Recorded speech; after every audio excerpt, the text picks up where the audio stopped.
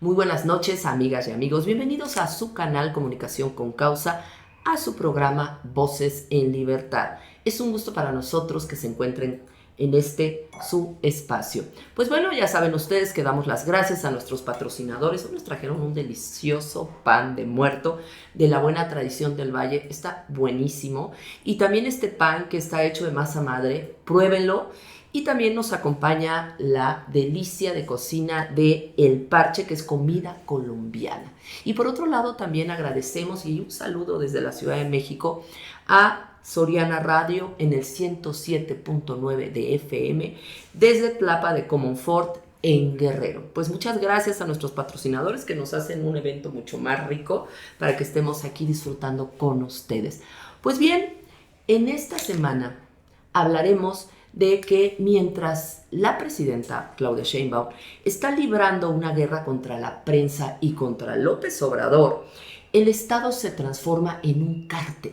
Este cártel que estamos viendo cada vez cómo salen más escándalos y la justicia también se convierte en un sicario para las y los ciudadanos. Y mientras afuera está la bomba de tiempo económica que amenaza con explotar. Sabemos perfectamente que la economía en México no está creciendo. Y por último, finalmente los empresarios despiertan ante una situación que ya es insoportable, que es la próxima ley de amparo. Entonces, frente a este panorama, mi querido amigo, esta semana pues realmente no hubo un tema que fuera sobresaliente. Realmente lo que pasó es que se fueron fortaleciendo los escándalos de corrupción. El caso de Andy en Tokio, el caso de las medicinas, todo esto. Y lo que nos habla justamente es de un gobierno que prometió una gran transformación, pues solamente por buena voluntad, porque no hicieron una estrategia, porque no hicieron una planeación para realmente lograr ese país que prometieron. Y lo que hoy estamos viendo es un gobierno que no está pudiendo crecer y que además está inmerso en unos terribles problemas de corrupción. Sí, si alguien leyó, si se acuerda, durante las campañas de López Obrador antes del 18, pues evidentemente le estaba ofreciendo un paraíso, una utopía, ¿no? Que mucha gente dijo, sí, por supuesto. Lo que yo creo que poca gente hizo, porque poca gente hace, es meterse cuando algún político te está haciendo ofrecimientos, promesas, que dices, sí, claro, que haya menos pobreza, que por supuesto, más igualdad, que haya salud de calidad para todos, todo lo que se ofrece, ¿no? Que es como un país escandinavo, pero superior, como varias veces lo dijo. Aún antes de la campaña hablaba mucho de Finlandia, de Suecia, de Dinamarca. O sea, él tenía esa oferta. Y de eliminar la corrupción el día que entrara. Que sí, empezaba, a partir de ahí empezaba. Pero si la gente se metió, que yo creo que poca gente, porque poca gente lo hace, decir, ¿cómo? Lo básico es, ¿no qué? Porque puedes ofrecer las perlas de la Virgen y tú decir, claro que estoy de acuerdo. Yo mismo decía, con lo que está proponiendo, con prácticamente el 90% estoy de acuerdo. Ahora vamos a ver cómo le va a hacer. Y ahí es donde decías, no, pues está basado en una fantasía, está viviendo en otra galaxia.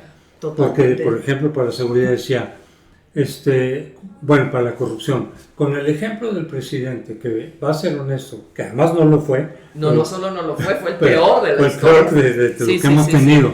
Pero él decía, con el ejemplo de honestidad del presidente, automáticamente hacia abajo ya todo el mundo se vuelve, es una fantasía. Es una fantasía. Aún suponiendo que él fuera honesto, que yo no lo creía, pero decir, suponiendo que fuera honesto el presidente, eso no garantiza que abajo todos en automático, ya yo soy honesto con el presidente, es una fantasía, ¿no? De que iba a educar al público para ser más pacifistas, Con su más cartilla civilizados, moral. más considerados, la cartilla moral, más honestos todos y con más conciliación y más respeto entre los mexicanos.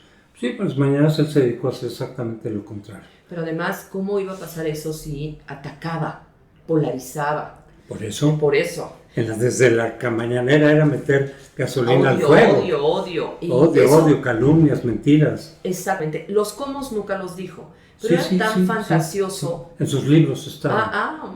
Yo me metí, por eso decía, hice un libro diciendo, los objetivos están buenísimos, Pero los cómo son de utopía, son de fantasía, no van a funcionar, porque está basado en premisas de fantasía, en todos los terrenos, económico. Así es, en el ámbito económico, en el ámbito educativo, y entonces vimos en la seguridad, cómo todos estos ámbitos se fueron debilitando, porque era una persona que no tenía una propuesta real. Y una vez que sale nos damos cuenta que sí tenía una propuesta real. El autoritarismo. El autoritarismo, terminar con el estatismo, regresar al estatismo de los años 70 y 80, terminar con la democracia, mantenerse en el poder y sobre todo hacer negocios. Sí. Y negocios en donde transforma para ellos. Y entonces nos damos cuenta que fueron muy exitosos en su estrategia, en sus objetivos, y lo siguen logrando. Sí. Así es. Así es, porque ese era el verdadero programa. Y alguien podría, más allá de sus palabras y sus promesas y sus propuestas concretas, quien tuviera un poquito de conocimiento o percepción del López Obrador, podía decir, ¿sabes qué? Eso no es cierto.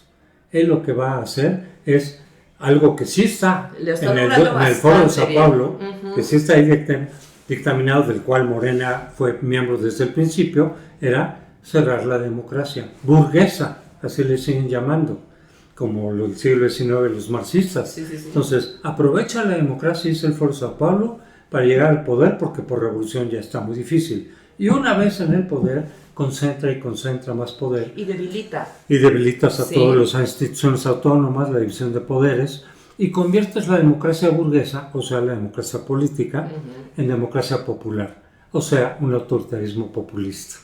Eso lo dice el Foro de Sao Paulo. Pero lo estamos viendo al pie. Pero de eso nunca hablaba él. Eso habría que verlo por fuera. Él nunca dijo eso. Jamás. El populista va a decir cosas muy atractivas. Si hubiera dicho y va a ocultar las negativas. Así es. Si hubiera dicho algo como lo que estás planteando esto, no hubiera tenido un solo voto. Mucha gente hubiera dicho ¿qué es esto? Pero ahorita los resultados que estamos viendo es una economía muy débil y también en todos estos ámbitos, y lo más grave, nuestro único, digamos que salvador podría ser, dependemos de un hilo del famoso odiado enemigo, Estados Unidos.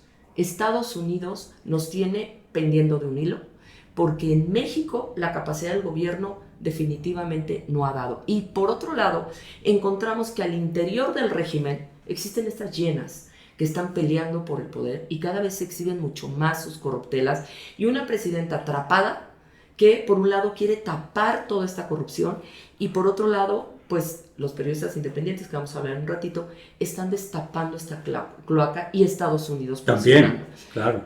Entonces tenemos todo este panorama, todos estos factores que están jugando a favor y en contra, y también estamos, yo creo que dentro de con una pregunta que dice, ¿quién va a pagar los platos rotos cuando esta bomba estalle? Los ciudadanos. Los ciudadanos, claro. Que estamos en total indefensión. Ya estamos pagando. Ya estamos. Pero el costo que se nos va a venir con esta ruta que se está llevando puede ser mucho peor. Pero ya, a ver, en salud no hemos pagado costos. Los servicios básicos están reducidos al máximo. En reducción de la economía, fíjate, por ejemplo, hablando de promesas. Peña Nieto, con todo lo criticable, que lo criticamos en su momento y generó 4 millones y pico de empleos nuevos. López Obrador ofreció 7,5 millones. Bueno, pues fue una cosa de 1 millón o algo así, y en este año se han perdido como 100,000 y ya empleos. Viste, hoy empleos formales. Hoy presumió, creo que salió en el Financiero, que se habían creado 333,000 empleos formales. Sí. ¿De dónde? Sí. Sí, se está yendo la inversión. Sí, la inversión está bajando. Está bajando, presume que llegó un 2% de inversión, pero no dice que salió 126%. O de sea, la inversión de extranjera. la inversión extranjera. ¿De dónde se están generando si la economía no está creciendo? Hay muchas interrogantes. No, porque manipulan los datos. Por supuesto. Porque los toman nada más los datos que le convienen y los presentan como si esos fueran los buenos, pero están quitando todos los otros elementos que tienes que incorporar para una valoración general. Así es. Es una trampa típica de decir, yo nomás tomo algo que sí existe, pero borro todo lo demás porque el saldo es negativo.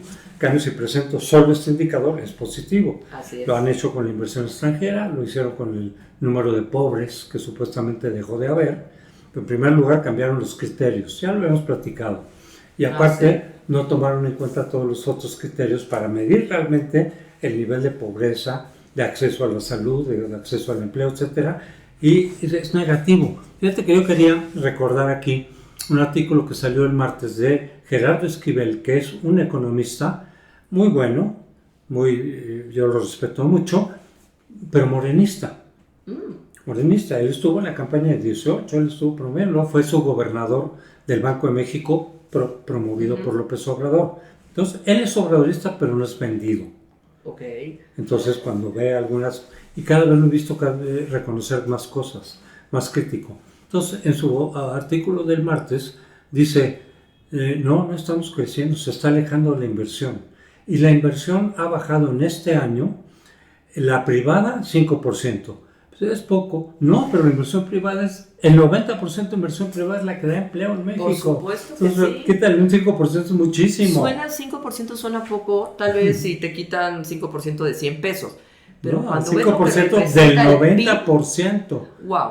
De la creación de empleos. Y la inversión pública se ha reducido un 22%. Así es. Claro, eso es más chiquita, pero inversión pública es en salud, infraestructura, y etcétera. si no hay servicios y si no hay inversión en la infraestructura, entonces los empresarios no pueden funcionar. Por ejemplo, carreteras. Si Carreteras, energía. Si ellos requieren energía, eléctrica, agua, transportar sus mercancías, si no hay inversión, pues evidentemente automáticamente a toda esta cadena de suministros se va yendo. Se va yendo. Y el propio Esquivel en su artículo, además de poner estos datos, dice, ¿a qué se debe? Dice, la reforma judicial, la eliminación de instituciones autónomas. Ahorita que, así es. ¿no? El INAI, toda, ¿no? O cooptación. Eso no da seguridad a los inversionistas, al contrario. ¿Sí? Y la inseguridad. Y la inseguridad. Entonces dice, todo eso, ¿sí? El endeudamiento público que hace que la economía esté pues, sobre alfileres. Todo eso aleja la inversión. Por supuesto. Y en esa medida, desde luego, bajan los empleos, baja el ingreso, baja la economía, el crecimiento económico, se estanca, por crecimiento económico que fue del 0.8 en todo el sexenio López Obrador, cuando él ofreció del 4 al 6% de crecimiento. Y fue luego cuando 0.8. fue el 0.8, maravilloso. Sí, maravilloso, fue maravilloso. Vean lo que crecimos. Si tú criticabas el 2.5 de promedio que se creció en los gobiernos neoliberales, 2 decían que era mediocre. En cambio decía, yo voy a ofrecer primero 4 y luego 6. Pues 0.8, pues ¿cómo le llamamos eso? Pero logró transformarlo en maravilla con una narrativa. Pues con porque su la gente discurso de engaño, ¿no? De engañar. En lo que sí fue, excelente fue, para engañar a la gente. El gran demagogo, decían los griegos, y muchos otros teóricos, es el que sabe cómo engañar a millones. Igual no engañas a todos, pero sí suficientes que te den poder. Por eso ahora hay un grupo en Europa y también investigadores en México que están analizando esta forma como engañó a tantas personas para ponerlo como ejemplo a no seguir. Hablamos la semana pasada de eso, ¿te acuerdas? Y bueno, mientras están tratando de tapar todos estos datos, tapar todo lo que prácticamente no está creciendo, todo lo que acabamos de decir, como ya en este año crece de 0.4 al 1%. El mejor pronóstico para este año es 1%. Y van a festejar que en 7 años crecimos un 1%. Sí, aún si es 1%, estamos muy por abajo. Pero a veces el 1%, porque algunos calculan 0.4. Con la reforma judicial y como estamos viendo el comportamiento de los jueces y de los magistrados y de los ministros, nosotros no saben están sentenciando, cooptados, están sentenciando a favor del régimen. Claro, pues evidentemente esto va a, quién sabe si logramos ese 4%, o sea, sí, quién sabe. Y mientras Claudia pretende, como ya no tenemos el INAE, ya no tenemos este organismo que transparentaba todo lo que pasaba en el gobierno. Lo que se podía. Porque López Obrador se encargó de meter parte de esa información que debía ser transparente y pública, sí, la metió al ejército. ¿Cómo le llaman? Seguridad Nacional. Sí, bajo Seguridad Nacional, por estar en manos del ejército y la marina, sacó buena parte de la administración pública fuera de los ojos del ciudadano. Y para hacer lo que estamos viendo que está saliendo ahorita. Destapando. ¿Y quién está destapando esto? El día de antier o de ayer, no recuerdo bien, Claudia en la mañanera se fue contra Riva Palacios. Porque y contra Sergio Aguayo. Así es, porque son periodistas serios de investigación que realmente se meten de forma muy profunda a sacar todo lo que está pasando en el país. Mientras Claudia dice que vamos creciendo maravilloso, ellos realmente están exponiendo la verdad. Entonces salió a decir, creo que 3 personas los leen de forma muy agresiva, porque son realmente los que se han convertido en el contrapeso del poder. Son los periodistas independientes que, pese a poner en riesgo su vida, pese a las fuertes represalias que tiene el régimen contra ellos, nos siguen manteniendo informados. Y aquí es donde nace un grupo muy valiente de 25 periodistas independientes de investigación, Papay se llama, que hay que apoyarlos. ¿Cómo se llama? Papay. Así le pusieron al grupo. Que hay que apoyarlos, en verdad. Claro. Hay que buscarlos, hay que abrirles los espacios para que ellos finalmente nos puedan brindar esta información. Los partidos de oposición toman esta información, hacen el escándalo, nosotros también. Pero los que realmente son esos héroes, pese a las condiciones, son los periodistas independientes. Sobre todo. Y algunas organizaciones cívicas que se dedican a eso. Estoy pensando en Mexicanos contra la Corrupción y la Impunidad, que ha sacado varios de los escándalos, pero que también lo hizo con Peña Nieto, no tiene una... No tiene una... Anabel Hernández, Ciro, Riva Palacio, todos estos independientes siempre han sido independientes. Fueron críticos siempre han sido independientes. Ellos están del lado de la ciudadanía, no del lado de tal o cual partido. Así es, totalmente. Que esa es la esencia de la democracia. No es que se apoye tal o cual partido, es la sociedad civil, la ciudadanía frente al gobierno. Exacto. Esté en manos de quien esté. Y así debe ser nuestra postura como ciudadanos. ciudadanos. Es la postura democrática. Exacto. Nosotros, si de repente llega el PRI, nos vamos a investigar. Como fue el caso. Y por años. Sí, cuando estuvo Peña Nieto también. Y cuando estuvo el PAN también, se hicieron las críticas de lo que había que criticar. Aquí el objetivo no es tal o cual partido en la democracia, son los ciudadanos. Así es. Frente a los partidos que tienden a abusar del poder cuando están en el poder. Entonces, de ahí tiene que venir uno de los fuertes contrapesos, es el periodismo, la opinión pública. Por supuesto. Porque está vigilando, denuncia lo que ellos quieren tapar. Había del siglo XIX, un periodista famoso norteamericano que decía, el papel de la prensa en la democracia es decir todo aquello que el gobierno quiere callar. Exacto, ese es el papel democrático. Y nosotros, nuestra responsabilidad también es sumarnos a ese gran trabajo, hacer réplicas y además criticar al gobierno. Ya nos están dando la información y además es nuestro derecho. Hay personas que en algún momento también me habían dicho, ay Denise, ¿para qué te metes? Ay, te va a pasar algo, te van a matar. No te han dicho seguramente a ti también. Sí, que implica un riesgo, sobre todo en la medida en que un régimen se vuelve cada vez más autoritario. El riesgo de esos periodistas, de los que denuncian, de los que critican abiertamente, va creciendo. Porque se pueden empezar a hostigar y eventualmente después asesinar. Pues, o intentar, ya ves lo que pasó con Ciro, ¿no? Bueno, en el 2019 o 20 fue cuando hubo el mayor número, 22, de asesinatos contra periodistas. Y justamente en estos sistemas autoritarios observamos que digamos que la fuerza del régimen está justamente dirigida hacia los periodistas, el minimizar lo que dicen, el descalificarlos, a ellos incluso en su persona. Ya vimos a Loret de Mola que hasta lo exhibieron, cuánto ganaba, su departamento, gravísimo. Y por otro lado tenemos a una presidenta que está acorralada. Acorralada porque, por un lado, vemos, por ejemplo, escuchamos que sale un escándalo de Adán Augusto. ella tiene que hacer todo el control de daños, callar a periodistas para que cubrir a estos personajes para que el daño no llegue a Palenque. En eso minimizar. Ella lo que está intentando, y no la tiene nada fácil, es minimizar ese gigantesco escándalo de 500, 600 mil millones de pesos. Ya lo han medido expertos. Salió la fiscal, ¿viste? Bueno, la fiscal lo reconoció, pero otros expertos independientes empezaron a hacer números con los datos disponibles. Y solo de IEPS, nos falta el IVA. Sí, falta. Sí. Pero por lo menos, fíjate, lo que era un escándalo con Peña Nieto, la estafa maestra, fueron cerca de 7 mil millones de pesos, ¿no? Y fue un escándalo. Sí. Luego vino Segalmex ya con López Obrador, 15 mil, el doble. Sí, sí. Pero se quedan cortísimos frente a por lo menos 500 mil.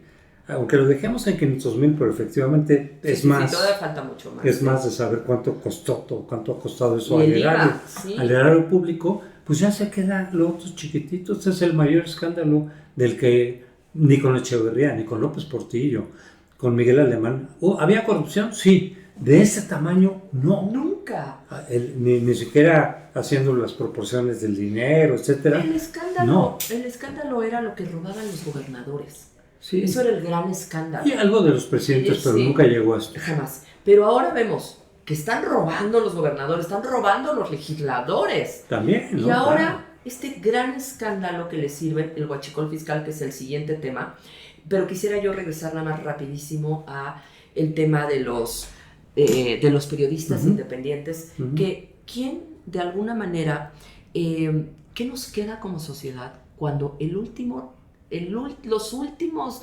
personajes que realmente son el contrapeso están tratando de ser eliminados por el régimen? Sí, y lo están logrando poco a poco. Sí.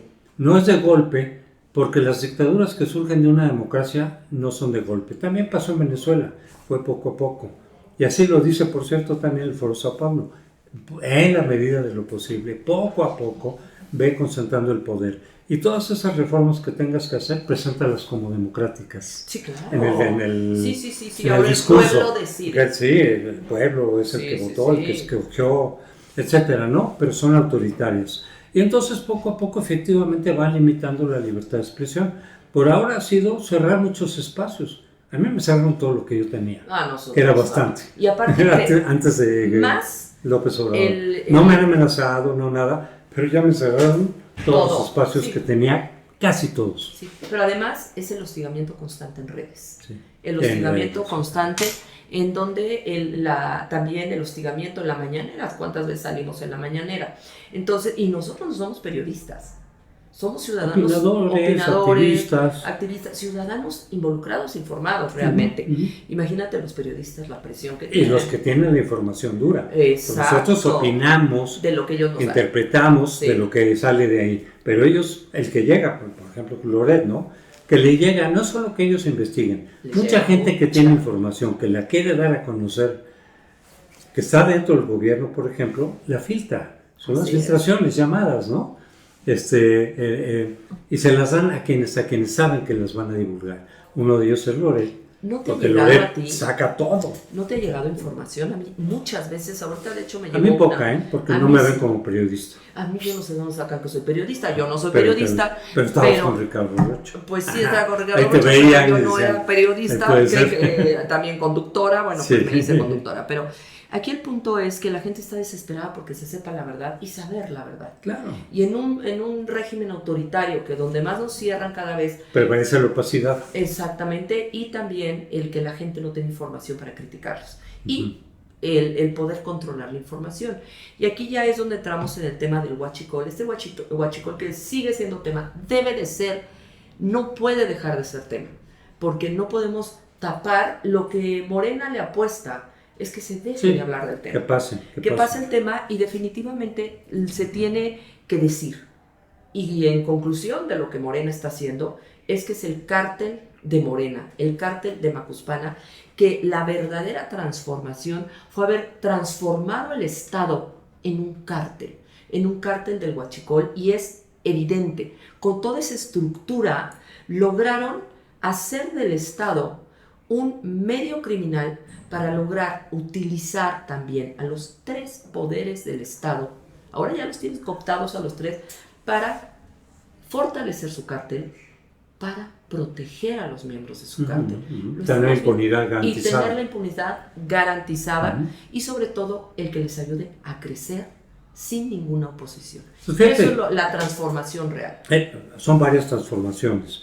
Fíjate, sí, convertir un Estado, mal que bien, pero un Estado de derecho con muchas deficiencias que había que mejorar, lo convierten en un cártel, como Totalmente. Tú ya bien dijiste. Una democracia deficiente, pero que ahí iba caminando, que cumplía con algunos propósitos básicos, que podía mejorarse. El mejor esfuerzo de nuestra historia democrática fue el de los últimos 30 años. Hemos tenido varios, pero el más profundo, el más prolongado fue el que se acabó el año pasado. Así es. Entonces ya la tiraron, ya lo transformaron en un partido hegemónico otra vez, Totalmente. En un partido de Estado.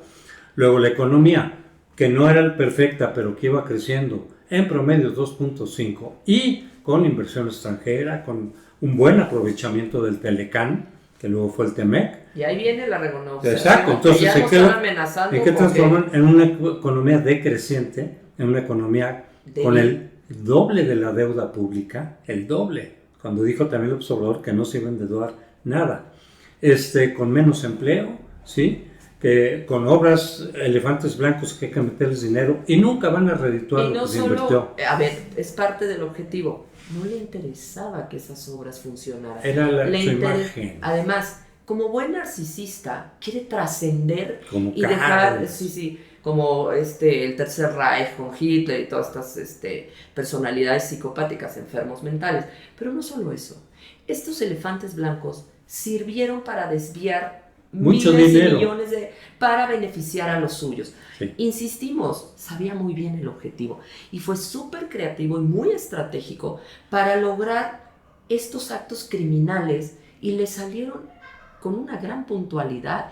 Esto ha sido realmente el resultado de este régimen. Y también hace rato tú lo dijiste, el objetivo también era debilitar a la población en salud, en educación, en condiciones generales, en empleo, en seguridad. ¿Qué pasa con una población? Se debilita. Se vuelven súbditos y se entregan al monarca. Se vuelven dependientes. Dependientes. Súbditos en lugar de ciudadanos. Así es. ¿Sí? Y dependen totalmente del Tlatoani o del jefe máximo, como le quieras llamar, el líder providencial. Te rompo las piernas, o sea, te quito todas las condiciones posibles para que salgas adelante. Y dependes de mí. Y dependas de mí, y luego te regalo una muleta, o sea, los apoyos sociales, para que digas que soy muy lindo y sigas conmigo, porque pues yo te salvé. Yo te estoy dando para que camines. Entonces, el hecho de mantener a esta población empobrecida fue parte de esta estrategia. Y lo siguen haciendo, y por otro lado, están simulando resultados de que vamos muy bien para que esta gente siga totalmente embelesada con un régimen que les está no solo rompiendo las piernas, los está dejando en total inanición. ¿Y qué queda para la ciudadanía en este contexto? Subordinarse. O someterse. O rebelarse. Pero depende. Es que hay un sector que se rebela y que solo si es suficientemente grande puede hacer algo, pero hay un sector muy importante que se somete, se debilita. Por eso digo, se convierten en súbditos. Pero la clase no media, todos, sí. ¿no? Pero sí hay muchos que sí caen en eso. La clase media tan odiada por López Obrador, porque somos los únicos capaces somos los que de resistir, de insistir, que seguimos sin desistir. Somos los que realmente hemos entrado a la propuesta. Y hace rato, antes de entrar al aire, hablábamos de que hay que pasar de la protesta a la acción. A la desobediencia, sí. Por eso hay tipos de acciones. Y acción mucho más severa, porque nos han pasado por encima, pues sí, hacemos una marcha, pues sí, hacemos un comunicado, pero no pasa nada. Entonces tenemos ya que empezar con resistencia civil, como lo hacen los grandes que saben de la oposición, cierran carreteras, como lo hizo él. Él cerraba carreteras, él cerró Reforma, robó pozos. Tomó los pozos de Tabasco. Por supuesto, vamos siguiendo su ejemplo para parar lo que nos viene. Y en este momento, lo que nos están viniendo son dos cosas bravísimas. Uno es la ley de amparo, ahora entramos en la ley de amparo, y finalmente que este gigante dormido que son los empresarios están despertando, porque le pegan sus intereses, mientras no se movieron. Pero también la ley electoral, en donde finalmente va a ser el acabose de la democracia, si se logran estos dos. La ley de amparo ya está muy avanzada, pero vemos cómo los empresarios sacan este comunicado. El Consejo Coordinador Empresarial, junto con Coparmex y muchas otras organizaciones empresariales, lo sacan para ir en contra de la ley del amparo, diciendo que esto debilita la democracia, pero también el Estado de Derecho. Claro, por supuesto que sí. No, yo estoy de acuerdo en que no se puede uno quedar. Mira, uno de los problemas que estoy viendo yo con los grupos disidentes, opositores, etcétera, es que al estar planeando qué hacemos frente a esto, muchas de las estrategias y de las acciones que están tomando parten de una premisa falsa, que es que seguimos en democracia. Exacto. Entonces, sí, no, es que lo que estás haciendo y proponiendo está muy bien en una democracia y te puede salir bien, pero un autoritarismo está condenado al fracaso. Tenemos que pensar en estrategias sobre la base de que esta ya no es una democracia, que ya no basta con una mera estrategia electoral, porque muchos están planeando estrategia electoral, es decir, sí, eso funciona en una democracia electoral, pero ya no la tenemos. Ya no la tenemos. Y ya lo vimos en Venezuela el año pasado, pero que fue una estrategia electoral muy bien hecha. Se unificó la oposición, tuvieron el liderazgo de Corina, fueron a vigilar las casillas, ganaron con una ventaja de 30 puntos, ¿sí? Pero no era una democracia. Es un autoritarismo que dice, ahí están sus resultados, simulan, a la basura. Exacto, simulan. Ayer estaba yo escuchando a Alfredo Figueroa. Sí. Él justamente era lo que decía, que esta reforma lo que plantea es que se simule y que no garantice que haya alternancia en el poder. Es simplemente una reforma... Como lo que había en los tiempos del PRI. Exactamente, una reforma que viene del Estado. El Estado, ¿por qué tendría que hacer una reforma si ellos están en el poder? Sí, la oposición. Sí, la oposición, no nos toman en cuenta la ciudadanía, hicieron unos simulatorios. Tú te enteraste, estos conversatorios eran simulatorios, en donde estaba sentado este comité que ya tenía la reforma lista, todos del Ejecutivo, todos de Morena, así es, todos sometidos a la presidenta, por lo tanto, pues, ¿qué van a oír? Escuchaban, no, ni siquiera oían, o escuchaban. Oían, pero no escuchan. 5 minutos a cada ponente, que fueron como 25. Sin debate, sin nada, respuestas, nada. Sin apuntar nada. Pero ellos ya lo tienen aquí abajo. Claro. Ya decidieron. Claro. Y con esta mayoría aplastante muy probablemente pase. ¿Qué podemos hacer los ciudadanos? Insisto, hay que entender y aprender de la experiencia que lo que hemos hecho no ha funcionado. No. Y vuelvo a insistir, mucho de lo que sí pudo haber funcionado, ya cuando teníamos un régimen esencialmente democrático, como en el 2000, ya no, porque ya no tenemos ese régimen. Cuando dicen, oye, si le ganamos al PRI en el 2000, ¿por qué no lo hemos podido ganar? ¿Por qué no podríamos ganarle a Morena en el 30? Porque ya no están las condiciones electorales ni las reglas del 2000. Ni está un personaje como Zedillo que estuvo dispuesto a abrir. Así es. Ya no hay esas condiciones. Entonces tenemos que buscar, sin dejar de, yo no digo que no se haga nada en materia electoral, pero ese no puede ser el eje, porque ese está destinado al fracaso. Tienes que buscar otras alternativas. Acompañar de forma integral varias propuestas de acción.